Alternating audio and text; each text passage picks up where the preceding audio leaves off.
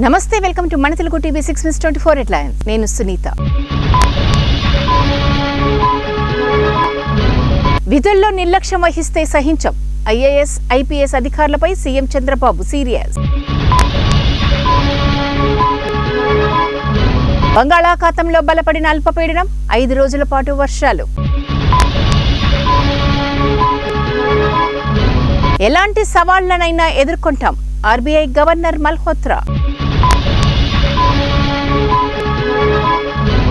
జమిలీతో పెరగనున్న GDP, committee chairman మాజీ రాష్ట్రపతి రామ్నాథ్ కోవింద్. రాజ్యసభలో అంతరాయాలకు చైర్మన్ ధన్ఖడే కారణం, కాంగ్రెస్ అధ్యక్షుడు మల్లికార్జున్ ఖర్గే. నిస్సహాయంగా మారద్దు, ఐఏఎస్, ఐపీఎస్లకు డిప్యూటీ సీఎం పవన్ కళ్యాణ్ హితవు.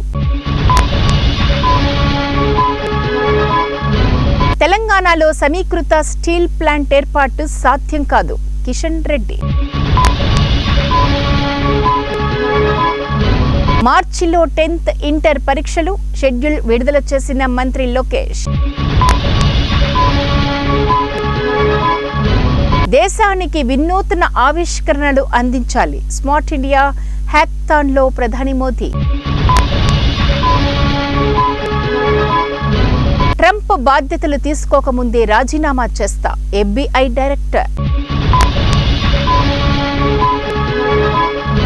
కోటి కన్నా తెలంగాణ తల్లే మిన్న, ప్రభుత్వ పురస్కారాన్ని తిరస్కరించిన నందిని సిద్ధారెడ్డి. ఛత్తీస్గఢ్లో భారీ ఎన్కౌంటర్, 12 మంది మావోయిస్టులు మృతి. తిరుమలలో భారీ వర్షం, సీమకు ఎల్లో అలర్ట్. రైతులను ముంచేసిన కూటమి సర్కార్, ఎన్టీఆర్ జిల్లా వైఎస్ఆర్సీపీ అధ్యక్షులు దేవినేని అవినాష్. బ్యాంకులను ఏటీఎంలా వాడుకున్నారు, రాహుల్ పై నిర్మలా ఫైర్. ప్రకటనలు కాదు, పథకాల అమలు కావాలి, కేటీఆర్.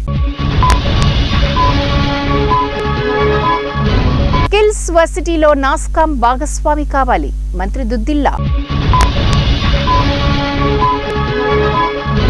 చేత కాకపోతే గద్దె దిగండి, పేద పిల్లలను విషాహారంతో చంపకండి, ఆర్ఎస్ ప్రవీణ్ కుమార్. చెన్నైలో కుండపోత, 11 జిల్లాల్లో పాఠశాలలకు సెలవు, అలర్ట్ ప్రకటించిన ఐఎండీ. తొక్కిసలాటకు నేను బాధ్యుణ్ణి కాదు, హైకోర్టులో అల్లు అర్జున్ పిటిషన్. ట్రాఫిక్ చలాన్ కట్టకపోతే విద్యుత్తు నీళ్లు కట్, ఏపీ హైకోర్టు సంచలన తీర్పు.